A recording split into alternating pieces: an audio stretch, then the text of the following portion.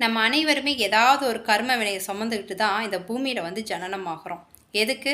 இந்த கர்ம வினையெல்லாம் கழிச்சிட்டு பல புண்ணியங்கள் செய்து மீண்டும் இறைவனை சரணாகதி அடையிறதுக்காக தான் ஜனனம் ஆகிறோம். ஆனால் நம்ம வந்த வேலையை சரியாக செய்கிறோமா அப்படின்னு பார்த்தா கண்டிப்பாக கிடையாது.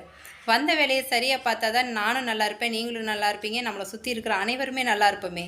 ஆனால் நம்ம வந்த வேலையை சரியாக பார்க்குறதே கிடையாது. எங்கிட்ட வசதி இருக்குது, பணபலம் இருக்குது, படைபலம் இருக்குது, நான் என்றைக்குமே இப்படி ஸ்டாண்டர்டாக நிரந்தரமாக இப்படியே தான் இருப்பேன் அப்படின்னு சொல்கிறதுக்கெல்லாம், நீங்கள் சொல்கிற விஷயத்துக்கெல்லாம் உங்களை சுற்றி இருக்கிற கூட்டம் வேணால் ஆமாசாமி போடலாமே தவிர, காலம் உங்கள்கிட்ட கையை கட்டிக்கிட்டெல்லாம் ஆமாசாமிலாம் போடாது. காலத்துக்கிட்ட உங்கள் வாய்ஸோடெல்லாம் பழிக்காது. அதே எப்படிங்க, நீங்கள் ஒரு புண்ணியம் பண்ணிட்டீங்கன்னா அந்த புண்ணியத்துக்குண்டான பலன் வந்து உங்களுக்கு கிடைக்கும், உங்களுடைய சன்னதிகளுக்கு கிடைக்கும்னு நினைக்கிற நீங்கள், இதே ஒரு பாவத்தை இன்னொரு மனிதனுக்கு செய்கிறீங்க, அதோட பாவத்துடைய பலனும் உங்களுக்கும் உங்கள் பிள்ளைகளுக்கும் தான் கிடைக்குங்கிறது ஏற்றுக்கிறதுக்கு மறுக்கிறீங்க.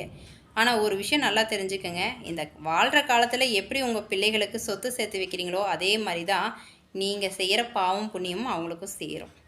இந்த பூமியில் நம்மளும் இறந்ததுக்கப்புறம் பாவ புண்ணியத்தை தான் எடுத்துகிட்டு போகிறோம், அதே பாவ புண்ணியத்தை நம்ம பிள்ளைகளுக்கும் விட்டுட்டு போகிறோம் அப்படிங்கிறத என்றைக்குமே மறந்துடாதீங்க. எப்படி இந்த பூமிக்கு நம்ம தனியாக பிறந்தோமோ அதே மாதிரி தனியாக தான் மரணத்தையும் சந்திச்சாகணும். நம்ம கூடெல்லாம் நம்ம இறந்துட்டோங்கிறதுக்காக ஒரு குடும்பமே வந்து ஐயோ என் பொண்ணு இறந்துருச்சு அப்படிங்கிறதுக்காகலாம் யாரும் பின்னாடியெல்லாம் வரப்போகிறது கிடையாது. நீங்கள் போகும்போதும் சரி வரும்போதும் சரி புண்ணியத்தையும் பாவத்தையும் தான் கொண்டு வந்தீங்க, அதே புண்ணியத்தையும் பாவத்தையும் தான் எடுத்துகிட்டும் போகிறீங்க, அதை உங்கள் சன்னதிகளுக்கும் விட்டுட்டு போகிறீங்க. இதுதான் உண்மையான சொத்து. நம்மளுடைய உடம்பு நம்மளது தானே, நமக்கு சொந்தமானது தானே. எவ்வளோ அழகாக நம்ம ரசிச்சிருப்போம், எவ்வளோ அலங்காரம் பண்ணி நம்ம ரசிச்சிருப்போம் இந்த உடம்ப. உங்களுக்கு சொந்தமானது தானே, எடுத்துகிட்டு போங்க. முடியாது இல்லையா? எதுங்க சொந்தம்? இன்னொரு மனிதனை பார்த்து கேட்குறது, சொந்தமாக உனக்கு வீடு இல்லையா, சொந்தமாக அவங்கக்கிட்ட கார் இல்லையா, சொந்தமாக ஒரு பிஸ்னஸ் இல்லையா, சொந்தமாக அது இல்லையா, சொந்தமாக இது இல்லையா இப்படின்னு.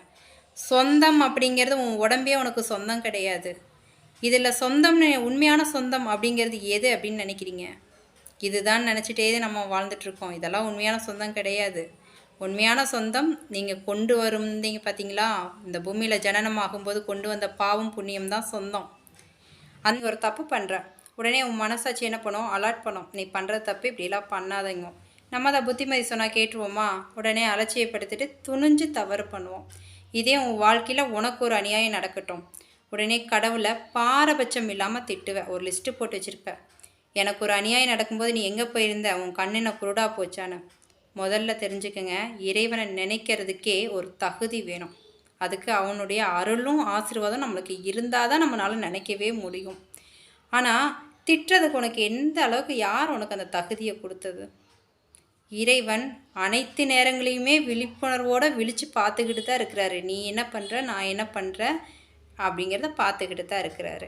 இதே நீ இன்னொருவருக்கு கெடுதல் பண்ணும்போது இறைவனாவது ஏதாவது ஒரு சக்தி நம்மளை பார்க்குறதாவதுன்னு நினச்சி துணிஞ்சு தவறு பண்ணுற. இதே உனக்கு நடந்துக்கிட்ட இறைவனையே பாரபட்சம் இல்லாமல் திட்டுற. முதல்ல திட்டுறதுக்கெலாம் உனக்கு தகுதியே கிடையாது. எப்படி எந்த உயிராக இருந்தாலும் சரி, பிறப்பிலிருந்தும் இறப்பிலிருந்தும் தப்பிக்க முடியாதோ அதே மாதிரி தான் நம்ம செய்த தவறுகளுக்கு உண்டான தண்டனைகளிலிருந்தும் தப்பிக்கவே முடியாது. இல்லை இதே தவறு தொடர்ந்து போயிட்டே இருக்கும் அப்படின்னா கண்டிப்பாக ஏதாவது ஒரு வகையில் இறைவன் அதை திருத்தியே ஆவார். இது நிதர்சனமான உண்மை. இதில் யாரும் விதிவிலக்கே கிடையாது.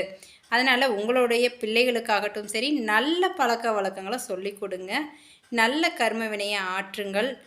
மீண்டும் அடுத்த பதிவில் உங்களை சந்திக்கிறேன். நன்றி.